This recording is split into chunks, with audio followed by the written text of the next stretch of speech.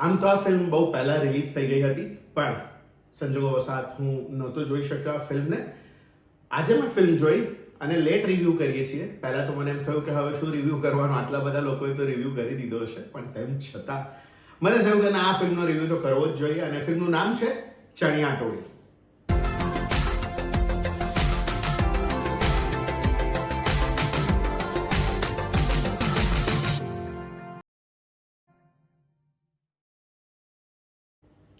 નમસ્કાર દોસ્તો, હું છું ગર્વથી ગુજરાતી વિપુલ અને તમે પણ ગર્વથી કહો હું ગુજરાતી.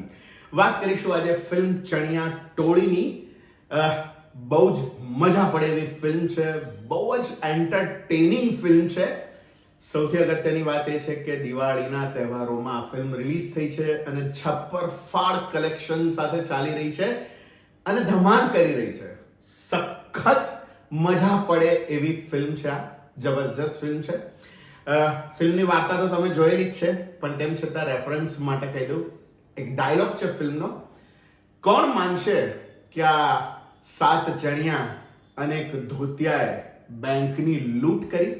આવું કોણ માનશે? વાહ! અને સાચે જ 7 ચણિયા, એક ધોતિયું અને એક પ્રોફેસર એટલે કે શિક્ષક મળીને બેંક લૂંટે છે. ધમાલની મજા કરાવે છે, સરસ મજાની કોમેડી પણ છે અને સરસ મજાની વાત પણ છે.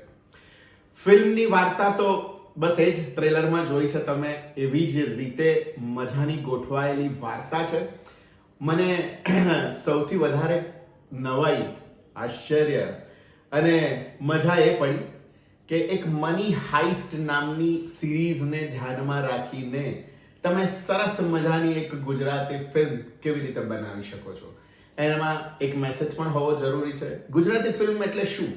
તો ગુજરાતી ફિલ્મ એટલે મજા પડવી જોઈએ, કોમેડી હોવી જોઈએ, બધાનો અભિનય પરફેક્ટ હોવો જોઈએ, ફિલ્મ ક્યાંય તમને બોર ના કરવી જોઈએ અને છેલ્લે એક મેસેજ તો હોવો જ જોઈએ. આ બધું એટલે ગુજરાતી ફિલ્મ. અને આ ફિલ્મમાં આ બધું જ સરસ રીતે વણી લેવામાં આવ્યું છે. સરસ મજાની રીતે ફિલ્મને લખવામાં આવી છે.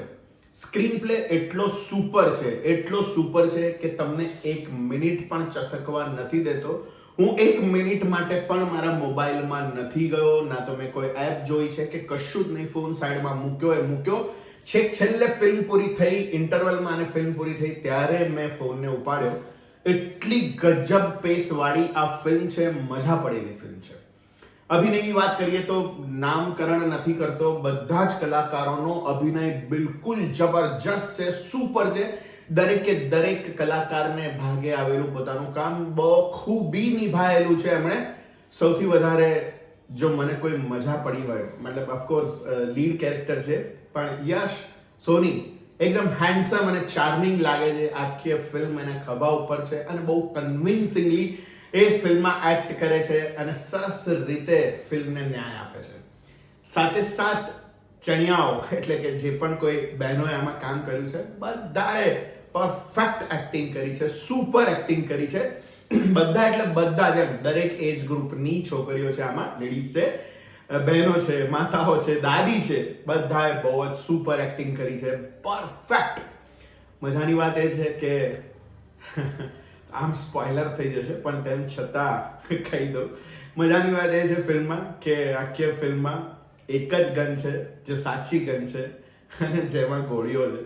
અને એ જ ગન જે 83 આંખવાળી છોકરી છે એને આપવામાં આવી છે. વાહ, શું અદ્ભુત વાત છે આ! ગજબ. અને ફિલ્મ બહુ જ સરસ રીતે ચાલે છે આગળ, જબરજસ્ત છે. ગીત પણ સરસ છે એમાં અને બેકગ્રાઉન્ડ મ્યુઝિક પણ બહુ જ સુંદર છે. મજા પડે એવું છે બેકગ્રાઉન્ડ મ્યુઝિક પણ. ફિલ્મ ક્યાં શરૂ થાય છે, ક્યાં ઇન્ટરવલ પડે છે અને ક્યાં પૂરી થઈ જાય છે, બિલકુલ ખબર નથી પડતી.